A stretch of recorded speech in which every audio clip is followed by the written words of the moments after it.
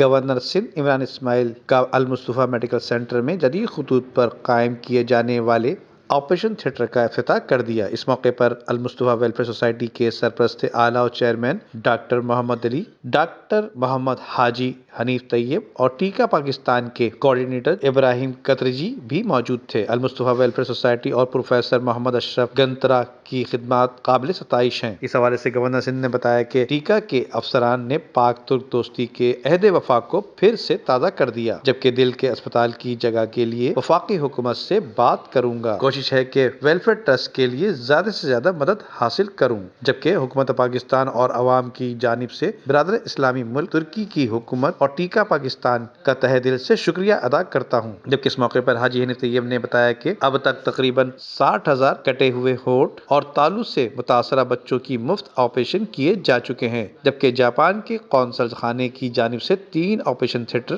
اور X ray machine کی سرپرستی کے حوالے سے بھرپور تعاون کیا گیا ہے۔ اس موقع پر ابراہیم قطری نے بتایا کہ ہم صحت کی سہولیات کی فراہمی کے سلسلے کو جاری رکھیں گے تاکہ پاکستان میں صحت کی صورتحال کو بہتر بنائی جا سکے۔ ویڈیو کو لائک کر کے فیس بک اور واٹس ایپ کے ذریعے دوسرے لوگوں کے ساتھ شیئر کیجیے اور ایسی ہی خوبصورت ویڈیوز فیوچر میں حاصل کرنے کے لیے ریڈ بٹن پر کلک کر کے اور بیل آئیکن کو پریس کر کے ہم سب کے سبسکرائبر بننا مت بھولیے۔